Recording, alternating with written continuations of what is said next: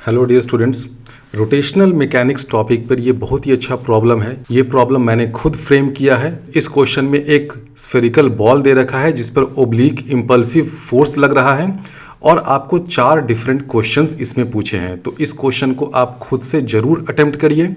खुद से अटेम्प्ट करने के बाद आप इसका सॉल्यूशन वीडियो देखिए। अब दूसरा क्वेश्चन हम लोग देखते हैं। इन विच cases do the subsequent rotational and sliding motion terminate at the same time and the ball comes to complete halt and remains stationary। तो क्वेश्चन में आपसे पूछ रहा है कि किस केस में आफ्टर सर्टेन टाइम इंटरवल ये बॉल जो है वो कंप्लीटली स्टेशनरी हो जाता है। अगर बॉल कंप्लीटली स्टेशनरी हो गया यानी कि ओमेगा भी इसका जीरो हो गया, इसका वेलोसिटी ऑफ सेंटर ऑफ मास भी जीरो हो गया और दोनों सेम टाइम में टर्मिनेट करते हैं यानी कि दोनों सेम टाइम में जीरो होते हैं। तो अगर दोनों सेम टाइम में जीरो हो रहा है तो उस टाइम में angular momentum about any point वो क्या होगा, वो जीरो होगा। और बिफोर इम्पैक्ट एंगुलर मोमेंटम क्या है, जीरो है। यानी कि इम्पैक्ट होने से पहले एंगुलर मोमेंटम जीरो है और इम्पैक्ट के बाद कुछ स्लाइडिंग हुआ, कुछ रोलिंग हुआ होगा, फिर उसके बाद करते कराते लास्ट में ये L जीरो हो गया। यानी कि बीच में बहुत कुछ हो रहा है इस बॉल के साथ, लेकिन फाइनली एंगुलर मोमेंटम जीरो हो गया।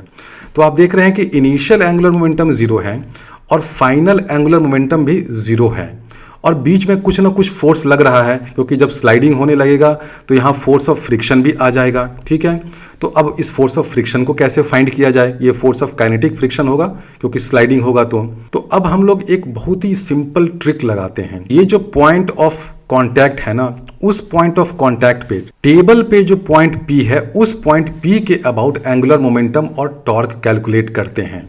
ध्यान दीजिए, ये जो पॉइंट P है ये मैंने point P on the ball नहीं लिया है, क्योंकि बॉल वाला जो पॉइंट P है ना वो घूम जाएगा, उसमें एक्सेलरेशन भी हो रहा है। ये है point P which lies on the horizontal table, this is fixed point. और हम लोग इस पॉइंट P के अबाउट एंगुलर मोमेंटम और टॉर्क कैलकुलेट करते हैं। तो बिफोर इम्पल्स देखो तो एंगुलर मोमेंटम क्या होगा about point P, before impulse omega भी जीरो है, बॉल स्टेशनरी है, V भी जीरो है, तो एंगुलर मोमेंटम भाई क्या हो जाएगा, जीरो हो जाएगा। बिफोर इम्पल्स जीरो हो गया। आफ्टर इम्पल्स क्या होगा, जैसे ही आपने इम्पल्स लगाया, ठीक है, इम्पल्स लगाया तो क्या होगा, ये बॉल कुछ रोटेशन करने लगेगा। मान लीजिए कि ऐसे कर रहा है, इसमें कुछ सेंटर ऑफ मास की वेलोसिटी आ जाएगी। यानी कि आफ्टर इम्पल्स कुछ ना कुछ तो भाई एंगुलर मोमेंटम आएगा। क्या आएगा नहीं आएगा मुझे नहीं पता। फिर स्लाइडिंग होने लगेगी, क्योंकि ये जो पॉइंट है ना, पॉइंट ऑफ कॉन्टैक्ट, ये हो सकता है इसकी अपनी वेलोसिटी या तो टुवर्ड्स राइट हो या टुवर्ड्स लेफ्ट हो, depending upon this height and this theta. Sliding होगा तो फोर्स ऑफ फ्रिक्शन जो होगा वो भी एक्शन में आ जाएगा। फिर हो सकता है कि प्योर रोलिंग हो जाए। लेकिन क्वेश्चन मुझे ये बोल रहा है कि फाइनली भाई जा करके L is equal to zero ही होना है। तो हम लोग क्या करते हैं कि ये लेते हैं पॉइंट P जो कि एक फिक्स्ड पॉइंट है ऑन द हॉरिजॉन्टल टेबल। ये लेने से देखो फायदा क्या होगा, इस पॉइंट P के अबाउट जो कि फिक्स पॉइंट है, उस पॉइंट P के अबाउट N और mg का टॉर्क एक दूसरे को कैंसल आउट कर देगा, बैलेंस आउट कर देगा। बॉल हो सकता है कि रोल करके आगे चला जाए। मान लीजिए कि पॉइंट P यहाँ आ गया, सेंटर ऑफ मास यहाँ आ गया, mg नीचे की तरफ है, N ऊपर की तरफ है, दोनों इक्वल है, तब भी इस पॉइंट P के अबाउट टॉर्क कैलकुलेट करिएगा of this mg and this n, दोनों ऑब्वियसली बैलेंस आउट कर जाएगा, जीरो हो जाएगा। फोर्स ऑफ फ्रिक्शन जो है वो पॉइंट P से पास कर रहा है, यानी कि torque of force of friction about point P zero हो गया। और हम लोग ये चाहते ये हैं कि ये जो L is equal to zero है ना, वो finally L is equal to zero ही रहे। तो हमें क्या करना होगा, ये जो इम्पल्सिव फोर्स है, जो एक्सटर्नल फोर्स है, हम लोग ये चाहेंगे कि इस पॉइंट P के अबाउट इस फोर्स F का भी टॉर्क जीरो हो जाए। तो टॉर्क जीरो होने का क्या तरीका है, एकमात्र तरीका है कि ये जो इम्पल्सिव फोर्स है ना वो इस पॉइंट P को इंटरसेक्ट करे। तो अगर ये कंडीशन वैलिड होगा तभी मैं कह सकता हूं कि ओमेगा और V दोनों साइमल्टेनियसली टर्मिनेट करेंगे और एंगुलर मोमेंटम जीरो हो जाएगा। पॉइंट P कहाँ लिया है वो ध्यान से देखो। पॉइंट P एक फिक्स्ड पॉइंट है जो कि हॉरिजॉन्टल टेबल पे लाई कर रहा है। ये है इम्पल्सिव फोर्स F। तो अगर ये इम्पल्सिव फोर्स इस डायरेक्शन में है, किस डायरेक्शन में, pointing towards this point P, तो torque of this impulsive force about point P क्या हो जाएगा, जीरो हो जाएगा। और mg और n जो है वो दोनों एक दूसरे को बैलेंस कर जाते हैं, तो torque of mg and n about this fixed point P अपने आप जीरो हो गया। फोर्स ऑफ फ्रिक्शन कुछ लगेगा, इधर लगे चाहे इधर लगे, लेकिन उस फोर्स ऑफ फ्रिक्शन का torque about this point P क्या हो जाएगा, जीरो हो गया। यानी कि इस पूरे सिस्टम में जितने भी एक्सटर्नल फोर्सेस लग रहे हैं सबका torque about this point P zero हो गया। और हम लोग जानते हैं कि टॉर्क इज इक्वल टू क्या होता है, D L by D T. एक वेक्टर रिलेशन है तो चलो भाई वेक्टर का साइन भी दे दो। तो अगर एक्सटर्नल टॉर्क ये जीरो हो गया तो D L by D T ये जीरो हो गया, और ये जीरो हो गया, it means L is constant, initial angular momentum zero है, तो final angular momentum after everything happens वो भी जीरो हो जाएगा। तो जो सेकंड क्वेश्चन है उसका आंसर क्या होगा, ये जो इंपल्सिव फोर्स है ना उसको पॉइंट करना होगा टुवर्ड्स दिस पॉइंट पी। इस रिलेशन को तो जानते ही है ना, लेकिन इसमें 2-3 फाइन पॉइंट्स हैं जो मैं कई बार बता चुका हूं और मैंने अपनी थियरी की क्लास में भी बताया था, फिर से बता देता हूं। आपको ये ध्यान देना होगा कि जिस पॉइंट के अबाउट आप टॉर्क कैलकुलेट कर रहे हैं, मान लीजिए पॉइंट पी के अबाउट, तो एंगुलर मोमेंटम भी उसी पॉइंट पी के अबाउट कैलकुलेट करना है। ऐसा नहीं है कि टॉर्क आप अबाउट क्यू कैलकुलेट करिए और angular momentum about point P calculate करिए। दूसरी जो बहुत इंपॉर्टेंट बात यह है कि आपने ठीक है ये पॉइंट पी और ये पॉइंट पी तो ले लिया, लेकिन कोई भी आर्बिट्ररी पॉइंट पी लीजिएगा तो प्रॉब्लम हो जाएगी, जिसको मैं कहता हूं कि सेफ ऑरिजिन होना चाहिए। जिस पॉइंट के अबाउट आप टॉर्क और एंगुलर मोमेंटम कैलकुलेट कर रहे हैं ना, वो सेफ ऑरिजिन होना चाहिए, कुछ अच्छे पॉइंट्स होने चाहिए। वो सेफ ऑरिजिन क्या क्या होता है मैं जल्दी से बता देता हूं। 3 तरह के सेफ ऑरिजिन होते हैं। पहला तो ये है कि अगर ये पॉइंट पी जो है वो सेंटर ऑफ मास हो जाए, तब तो कोई मुझे प्रॉब्लम नहीं है, वो पॉइंट एक्सेलरेट करे, स्टेशनरी हो, कुछ भी करे। अगर वो point P centre of mass है तो मुझे कुछ नहीं सोचना है कि वो पॉइंट पी एक्सेलरेट कर रहा है कि नहीं। इसलिए कई बार मैं इस रिलेशन को about centre of mass he use करता हूँ। पहला सेफ ऑरिजिन तो ये हो गया कि अगर वो पॉइंट सेंटर ऑफ मास है तो। दूसरा होता है कि अगर वो पॉइंट नॉन एक्सेलरेटिंग है, यानी कि acceleration of this P is equal to zero, यानी कि या तो वो पॉइंट फिक्स्ड हो, जैसा कि मैंने इस केस में लिया है। मैंने क्या लिया है, मैंने लिया है point P is a fixed point on the table, यानी कि ये पॉइंट पी यहीं का यहीं रहेगा, ये बॉल रोल करके आगे चला जाएगा तब भी ये पॉइंट पी यहीं पर बैठा रहेगा। ठीक है, तो या तो वो पॉइंट फिक्स्ड हो तब भी सेफ ऑरिजिन है, या अगर वो पॉइंट मूव कर रहा है लेकिन विद कांस्टेंट वेलोसिटी तब भी कोई प्रॉब्लम नहीं है। तो ये दोनों हुआ सेफ ऑरिजिन। जनरली आपके लेवल पे आप जब भी इस इक्वेशन को लिखिए ना, torque is equal to D L by D T, तो जरूर ध्यान में रखिएगा कि वो पॉइंट या तो सेंटर ऑफ मास हो या ऐसा पॉइंट हो जो एक्सेलरेट नहीं कर रहा है। तीसरा केस हो जाता है कि अगर उस पॉइंट का जो एक्सेलरेशन वेक्टर है ना वो पैरेलल हो जाए to position vector of that point P with respect to centre of mass. ये थोड़ा सा अजीबोगरीब सा केस है, बहुत से बच्चे इसको नहीं समझ पाएंगे। ये कौन सा केस होगा मैं बता देता हूँ, जल्दी से मैं बता देता हूँ। मान लीजिए कोई बॉल प्योर रोलिंग कर रहा है, तो ये जो पॉइंट ऑफ कांटेक्ट है वो क्या हो जाता है, इंस्टेंटेनियस सेंटर ऑफ रोटेशन हो जाता है। इस पॉइंट की वेलोसिटी जीरो होती है, लेकिन इस पॉइंट का एक्सेलरेशन नॉन जीरो होता है। तो अगर आप इस पॉइंट के अबाउट, मैं किस पॉइंट की बात कर रहा हूँ, पॉइंट ऑन द बॉल, ये मैं नहीं बोल रहा हूँ कि पॉइंट ऑन द टेबल, क्योंकि टेबल वाला पॉइंट तो फिक्स हो गया, तो वो तो भाई इस कैटेगरी में आ जाएगा। मैं बात कर रहा हूँ point of the spherical ball, जो पॉइंट ऑफ कॉन्टैक्ट है। इस पॉइंट के अबाउट क्या आप इस रिलेशन को लगा सकते हैं, यूज कर सकते हैं? उस पॉइंट के अबाउट आप तभी लगा सकते हैं जब प्योर रोलिंग हो रहा है, और उस केस में भी क्यों यूज कर सकते हैं, क्योंकि इस पॉइंट के वेलोसिटी क्या है, इंस्टेंटेनियस सेंटर ऑफ रोटेशन की वेलोसिटी तो जीरो है, लेकिन इसका एक्सेलरेशन नॉन जीरो होता है। ये जो इंस्टेंटेनियस पॉइंट ऑफ कांटेक्ट होता है, लेकिन इसका एक्सेलरेशन टुवर्ड्स सेंटर होता है, और position vector of this point with respect to centre of mass क्या है, वो भी इसी डायरेक्शन में है। तो ये तीसरा केस सेटिस्फाई हो गया। इसलिए हम लोग कहते हैं कि इस पॉइंट के अबाउट भी आप इस रिलेशन को कभी कभी लगा लीजिए, लेकिन ये थोड़ा कॉम्प्लिकेटेड केस है, इसलिए इसके चक्कर में मत उलझिए। जब भी आपको ये वाला रिलेशन यूज करना हो, torque is equal to D L by D T, तो जरूर देखिए कि जिस पॉइंट के अबाउट टॉर्क और एल कैलकुलेट हो रहा है, या तो वो सेंटर ऑफ मास हो या वो पॉइंट नॉन एक्सेलरेटिंग हो। तो इसलिए इस क्वेश्चन में हमने पॉइंट पी जो लिया है वो लिया है point P fixed on the table, fix कर दिया यानी कि वो सेकेंड केस में आ गया तो वो सेफ ऑरिजिन हो गया। सेफ ऑरिजिन हो गया तो हम लोग इस रिलेशन को यूज कर सकते हैं। इस रिलेशन को जब यूज करेंगे किस पॉइंट के about point P, that point P is fixed point on the table. तो हमने अभी दिखा दिया कि इस पॉइंट पी के अबाउट अगर ये वाला कंडीशन सेटिस्फाई हो रहा है, इम्पल्सिव फोर्स अगर पॉइंट पी की तरफ पॉइंट कर रहा है, तो क्या हो जाएगा, टॉर्क अबाउट पी तो जीरो हो गया, यानी कि D L by D T zero हो गया, यानी कि एल कांस्टेंट हो गया। एल कांस्टेंट हो गया तो इनिशियल एल कितना है, जीरो है, तो फाइनल एल भी जीरो हो जाएगा। लेकिन किस केस में, ये सब होने के लिए इस इम्पल्सिव फोर्स को towards this point P point करना होगा। तो इस केस में एच और थीटा में क्या कंडीशन आएगा, मैं जल्दी से ज्योमेट्रिकली सॉल्व कर देता हूं। ये एंगल थीटा है तो ऑब्वियसली भाई ये वाला एंगल क्या हो जाएगा, थीटा हो जाएगा।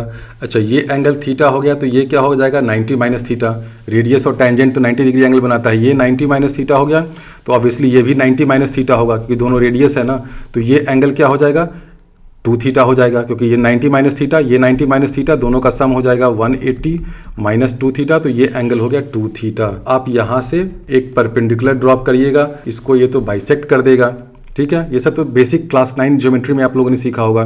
तो ये एंगल थीटा हो गया, ये आर हो गया, तो ये जो कॉर्ड है उसका हाफ पोर्शन क्या हो जाएगा, आर साइन थीटा। इतनी दूर तक क्या हो जाएगा, ये हो जाएगा आर साइन थीटा। तो ये जो ब्लू वाला कॉर्ड है ना, ये ब्लू वाला कॉर्ड मान लेते हैं कि इस पॉइंट का नाम देते हैं टी, तो टी पी की वैल्यू क्या हो जाएगी, T P is equal to 2r sine theta. ये वाला हाइट है h और ये परपेंडिकुलर है, h की वैल्यू हो जाएगी T P times sine theta, यानी कि जो h है वो हो जाएगा 2r into sine square theta.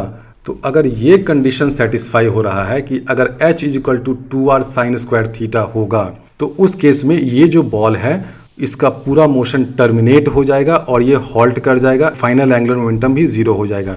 इस वाले केस में क्वेश्चन में जो आपको 4 डिफरेंट केसेस दे रखे हैं उसमें केस 3 में आप चेक करिएगा तो केस 3 में ही ये वाला कंडीशन सेटिस्फाई हो रहा है, h is equal to 2r sine square theta. तीसरे पार्ट में आपसे पूछा है in which case does the ball return back after certain time interval. Third question में हमसे पूछा है कि in which case does the ball return, यानी कि बॉल देखिए इनिशियली तो टुवर्ड्स राइट जाएगा, ठीक है, initial velocity of centre of mass towards right होगी ना, क्योंकि इम्पल्सिव फोर्स जो है उसका कंपोनेंट जो है वो टुवर्ड्स राइट डायरेक्शन में है, left to right impulsive force लग रहा है। तो initially linear velocity of ball towards right होगा, लेकिन कुछ पर्टिकुलर केसेज में हो सकता है कि थोड़ी देर के बाद linear velocity of the centre of mass of the ball towards left हो जाए। क्वेश्चन हमसे पूछा है कि ये किस केस में होगा। अब मैं आपको बताने जा रहा हूं कि वो किस केस में होगा। सेकेंड क्वेश्चन में हमने देखा कि अगर impulsive force towards this fixed point P लगता है तो टॉर्क अबाउट पॉइंट P क्या हो गया, ऑब्वियसली जीरो हो गया। अब अगर हम लोग इस इम्पल्सिव फोर्स को थोड़ा सा स्टीप कर दे, यानी कि मान लीजिए कि मैं इम्पल्सिव फोर्स ऐसे लगाता हूं इस डायरेक्शन में, तो उस केस में आप ये बताइए कि torque about this point P क्या होगा। बहुत सिंपल है लॉजिक, आप यहाँ से देखिए पॉइंट P से एक परपेंडिकुलर ड्रॉप करिएगा तो ये क्या हो जाएगा, आपको R वेक्टर दे रहा है, यानी कि मान लीजिए कि ये कोई क्रिटिकल केस है, थीटा की वैल्यू इस क्रिटिकल केस से ज़्यादा अगर हो गई तो torque about this point P क्या हो जाएगा, पॉजिटिव हो जाएगा। और ध्यान रखिएगा ये पॉइंट P जो है एक फिक्स्ड पॉइंट है, this is not a point lying on that sphere. ये वो पॉइंट है जो टेबल पे लाई कर रहा है और फिक्स्ड पॉइंट है। तो क्रिटिकल केस ऑफ थीटा कौन सा केस मैंने लिया, ये वाला केस लिया जब टॉर्क P जीरो हो रहा है। वो कब होगा, जब इम्पल्सिव फोर्स इस पॉइंट P की तरफ लगे।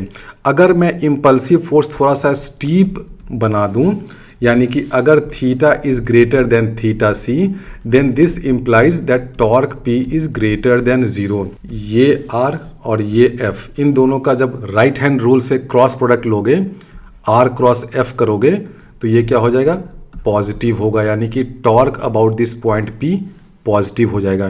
तो इस केस में ये जो स्फेरिकल बॉल है ये रिटर्न करेगा, टुवर्ड्स लेफ्ट आएगा। क्यों आएगा इसको समझना बहुत ज़रूरी है, समझिए क्यों आएगा। अगर ये बॉल टुवर्ड्स लेफ्ट आ रहा है, यानी कि इसका V इस डायरेक्शन में हो गया, तो ऑब्वियसली आफ्टर सम टाइम जब रोलिंग स्टार्ट हो जाएगी तो ओमेगा को इस डायरेक्शन में होना पड़ेगा ना।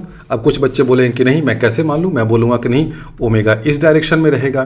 तो बच्चों ऐसा नहीं होता है। क्यों नहीं होता है सोचो। अगर ऐसा हो जाएगा तो ये पॉइंट ऑफ कांटेक्ट क्या है, स्लाइडिंग टुवर्ड्स लेफ्ट हो गया, तो रोलिंग तो हुआ नहीं ना। क्योंकि देखो इस तरह के जितने भी क्वेश्चंस होते हैं उसमें जो पॉइंट ऑफ कांटेक्ट है ना, उसमें इनिशियली तो स्लाइडिंग होती है लेकिन अल्टीमेटली पॉइंट ऑफ कांटेक्ट की वेलोसिटी ज़ीरो हो जाती है, यानी कि v is equal to are omega हो ही जाता है। क्यों होता है? क्योंकि यहाँ पर फोर्स ऑफ फ्रिक्शन लग रहा है। ये फोर्स ऑफ फ्रिक्शन क्या करता है, वो उस स्लाइडिंग को रोकना चाहता है, स्लाइडिंग को रोकना चाहता है। इसका मतलब जो पॉइंट ऑफ कांटेक्ट है उसकी वेलोसिटी ज़ीरो हो जाए, यानी कि v माइनस आर ओमेगा ये ज़ीरो हो जाए, यानी कि v is equal to are omega हो जाए। तो इस तरह के जितने भी क्वेश्चन हैं कि आपने इम्पल्सिव फोर्स लगा दिया या किसी स्फेरिकल बॉल को सिर्फ रोटेशनल मोशन ओमेगा डाल करके ग्राउंड पे रख दिया, तो अल्टीमेटली ये जो पॉइंट ऑफ कांटेक्ट है वहाँ पे स्लिपिंग को रुकना ही पड़ेगा, क्योंकि वही तो सारा काम है इस फोर्स ऑफ फ्रिक्शन का। नहीं तो दुनिया में फोर्स ऑफ फ्रिक्शन होने से फ़ायदा क्या हुआ। ये जो फोर्स ऑफ फ्रिक्शन है ये इस पॉइंट ऑफ कांटेक्ट पे स्लाइडिंग को अल्टीमेटली देर सवेर रोक देता है, यानी कि v is equal to are omega आ ही जाता है, यानी कि प्योर रोलिंग स्टार्ट हो जाता है। अब आप कहेंगे कि क्वेश्चन नंबर 2 में तो था कि दोनों 0 0 हो गया, तो 0 is equal to R into 0, ये भी तो ट्रिवियल केस हो गया ना। उस केस में अल्टीमेटली क्या हुआ, उस केस में अल्टीमेटली ये बॉल हॉल्ट कर गया, कंप्लीटली स्टॉप कर गया। लेकिन ये condition v equal to are omega तो उसमें भी सेटिस्फाई हुआ, v भी 0 हो गया, ओमेगा भी 0 हो गया क्वेश्चन नंबर 2 में। और उसमें क्यों हुआ, क्योंकि एक्सटर्नल टॉर्क हमने 0 कर दिया था। फ्रिक्शन के कारण कोई टॉर्क है नहीं, जो एक्सटर्नल फोर्स का टॉर्क लगा था वो भी हमने 0 कर दिया, तो obviously v equal to are omega होने के टाइम 0 इक्वल टू 0 हो गया। लेकिन जब एक्सटर्नल टॉर्क नॉन जीरो हो, मान लीजिए कि एक्सटर्नल टॉर्क पॉजिटिव है, तो क्या हो जाएगा, रोलिंग मोशन होगा। और v equal to are omega जब होगा तो उस केस में देखो क्या हो जाएगा, v को इधर होना पड़ेगा और ओमेगा को ऐसे होना पड़ेगा। और फिक्स्ड पॉइंट p है, मान लीजिए कि कहीं यहाँ पर। अब ध्यान दीजिए कि मैंने फिक्स्ड पॉइंट P को यहाँ पर नहीं लिया है, क्योंकि मैं बार बार बोल रहा हूँ कि ये जो फिक्स्ड पॉइंट P है that is a point fixed on the table. ये बॉल आगे पीछे रोल वॉल कुछ करता रहे, लेकिन ये पॉइंट P यहीं का यहीं रहेगा। जनरली मैं क्वेश्चन में इस फिक्स्ड पॉइंट P के अबाउट या सेंटर ऑफ मास के अबाउट ही टॉर्क और लीनियर मोमेंटम कैलकुलेट करता हूँ, क्योंकि यही दोनों सेफ ऑरिजिन है। बहुत सारे ऑथर्स, बहुत सारे टीचर्स इस इंस्टेंटेनियस पॉइंट ऑफ कांटेक्ट के अबाउट सब कुछ कैलकुलेट करते हैं, टेक्निकली वो उतना सही नहीं है। तो अब आप देखिए कि अगर ये बॉल टुवर्ड्स लेफ्ट रोल करता हुआ आ रहा है तो v तो इस डायरेक्शन में होगा, ओमेगा भी इसी डायरेक्शन में होगा। ओमेगा इस डायरेक्शन में क्यों नहीं हो सकता है मैंने समझा दिया, क्योंकि अल्टीमेटली इस बॉल को तो प्योर रोलिंग करना ही पड़ेगा ना। तो प्योर रोलिंग करने के लिए इस पॉइंट ऑफ कॉन्टैक्ट का वेलोसिटी 0 होने के लिए v अगर टुवर्ड्स लेफ्ट है तो ओमेगा को इस डायरेक्शन में होना पड़ेगा। अब पॉइंट P के अबाउट जरा एंगुलर मोमेंटम तो कैलकुलेट करो भाई, वो पॉजिटिव होगा या नेगेटिव होगा। सबको पता होगा L about any arbitrary point P this is equal to L of centre of mass about P plus L about centre of mass. और इस L का भी मैं Z कॉम्पोनेंट ले रहा हूँ, क्योंकि L तो एक वेक्टर है, लेकिन मैं जान रहा हूँ कि सारा मोशन प्लेन में हो रहा है, तो वो जो L वेक्टर होगा वो LZ के कैप, ये जो यूनिट वेक्टर इन Z डायरेक्शन है वो है। LZ जो है वो पॉजिटिव होगा या नेगेटिव होगा वही हमें देखना है। तो इस LZ को हम लोग लिख सकते हैं MR क्रॉस V, ये R है सेंटर ऑफ मास का position vector with respect to this point P, V है velocity of centre of mass with respect to this point P, और IZ CM ये हो गया moment of inertia of an axis along the Z axis passing through centre of mass into omega. इस relation का use करके आप देखिए RCM मान लेते हैं कि कुछ इस तरह से होगा, क्योंकि ये वाला कंपोनेंट उसका तो कोई रोल आएगा नहीं ना, क्योंकि ये और V पैरेलल है। तो क्या हो जाएगा, R ऊपर की तरफ है, V इधर की तरफ है, R क्रॉस V करिएगा तो आपको पॉजिटिव L मिलेगा। राइट हैंड रूल लगाइए, R क्रॉस V करिए तो L की वैल्यू पॉजिटिव आ गई।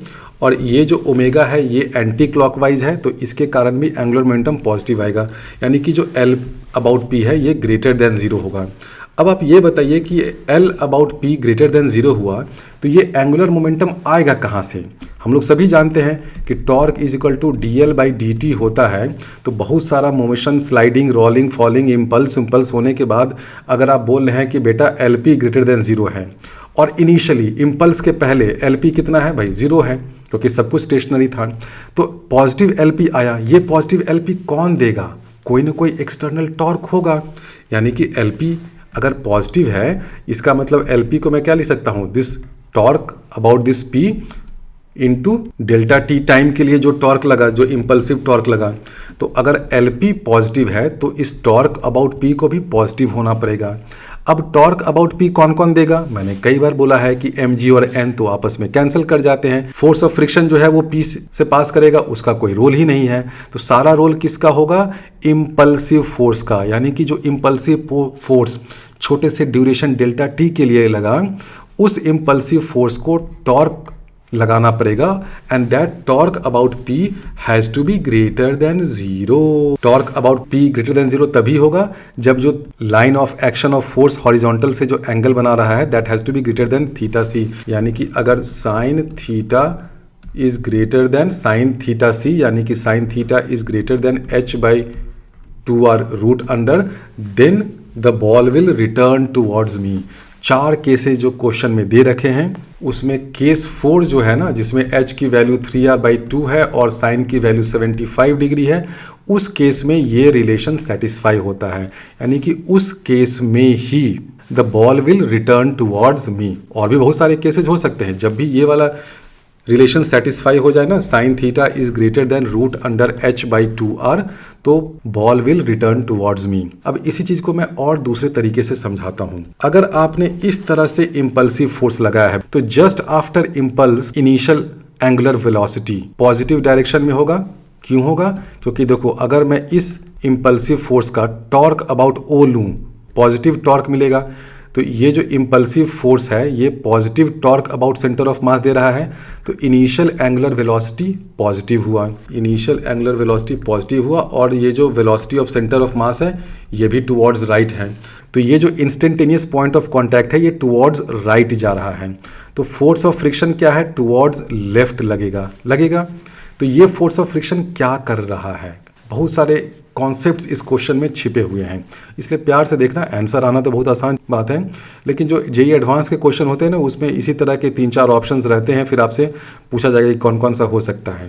तो देखो मैंने क्या समझाया आपको।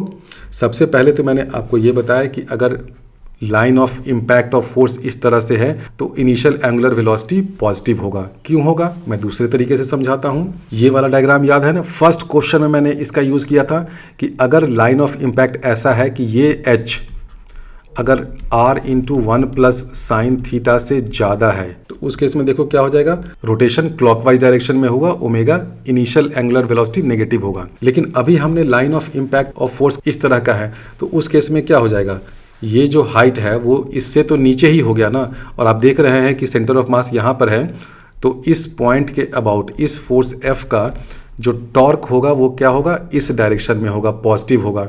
इस इम्पल्सिव फोर्स का torque about centre of mass positive है, टॉर्क पॉजिटिव है तो इनिशियल एंगुलर वेलोसिटी पॉजिटिव होगी। तो इनिशियल एंगुलर वेलोसिटी ये भी पॉजिटिव है, लीनियर ट्रांसलेशनल वेलोसिटी तो टुवर्ड्स राइट है ही।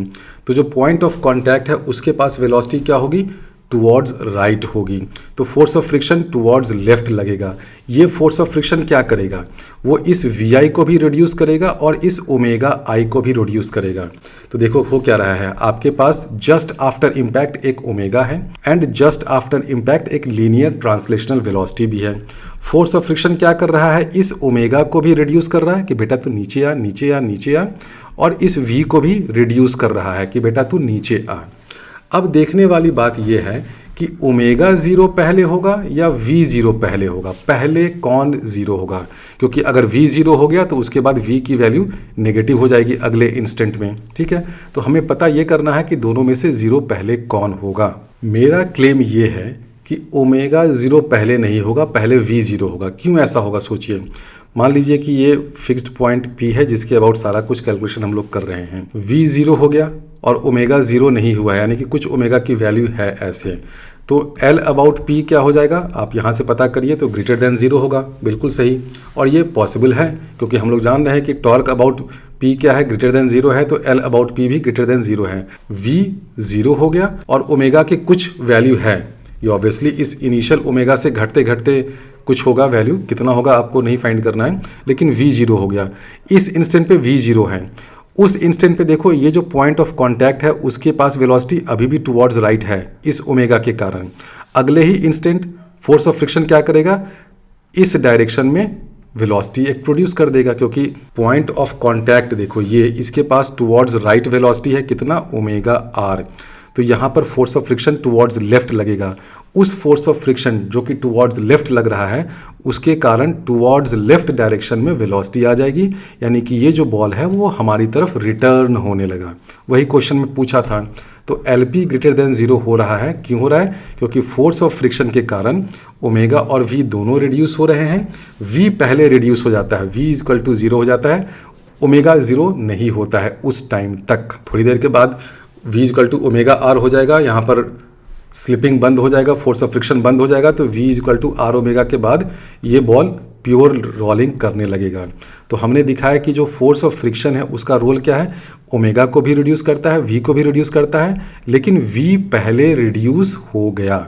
अब कुछ बच्चे बोलेंगे कि नहीं सर ऐसा क्यों नहीं हो सकता है कि ओमेगा पहले रिड्यूस हो जाए। अच्छी बात है, करके देख लेते हैं क्या प्रॉब्लम होगा। तो मान लो कोई ज़िद्दी बच्चा ओमेगा इज इक्वल टू 0 कर देता है और बोलता है कि V है अभी भी कुछ टुवर्ड्स राइट जा रहा है और ये पॉइंट P है, फिक्स पॉइंट P। अब अगर आप इस पॉइंट P के अबाउट एंगुलर मोमेंटम कैलकुलेट करो तो देखो क्या हो जाएगा। R वेक्टर भाई ऊपर के डायरेक्शन में है, V वेक्टर टुवर्ड्स राइट है, R क्रॉस V लोगे तो राइट हैंड रूल से L वेक्टर जो है वो नेगेटिव Z डायरेक्शन में होगा। तो L अबाउट P क्या हो गया, L about P less than 0 हो गया। अब ये तो हो ही नहीं सकता है ना, क्योंकि इस पूरे सिस्टम में टॉर्क प्रोड्यूस करने वाला इकलौता इम्पल्सिव फोर्स है। आपने अगर इम्पल्सिव फोर्स को बिल्कुल स्टीप डायरेक्शन में ऐसे लगाया है तो हमने दिखा दिया कि भाई torque about P is greater than 0। तो अगर टॉर्क ग्रेटर देन 0 है तो angular momentum about P less than 0 कैसे हो गया, यानी कि ये जो केस हमने ज़बरदस्ती का लिया है दिस इज़ नॉट पॉसिबल, यानी कि ओमेगा 0 पहले नहीं होगा, V 0 हो जाएगा और V 0 होने के बाद ये बॉल हमारी तरफ रिटर्न करेगा और फिर थोड़ी देर के बाद प्योर रोलिंग स्टार्ट हो जाएगा, V equal to are omega हो जाएगा और तब बॉल के इस पॉइंट ऑफ कांटेक्ट पे कोई फोर्स ऑफ फ्रिक्शन नहीं लगेगा, तो V और ओमेगा दोनों उसी वैल्यू पे कांस्टेंट हो जाएंगे।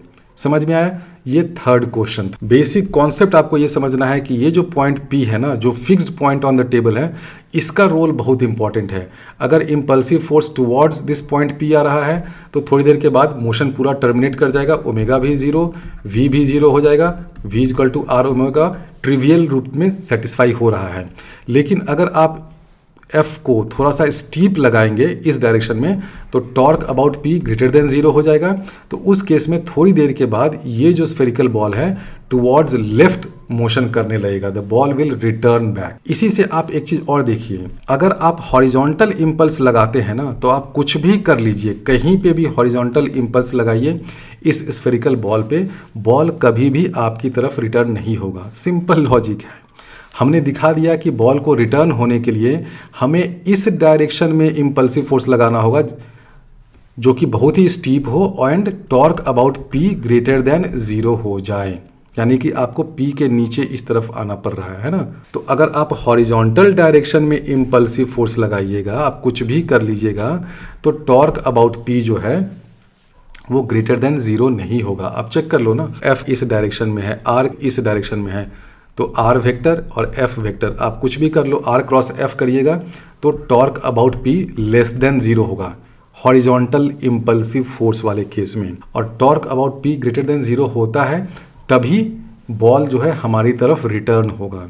तो अगर आप हॉरिजॉन्टल इम्पल्स लगाओगे तो आप कुछ भी कर लो, torque about P greater than 0 नहीं ला पाओगे और बॉल आपकी तरफ रिटर्न नहीं होगा।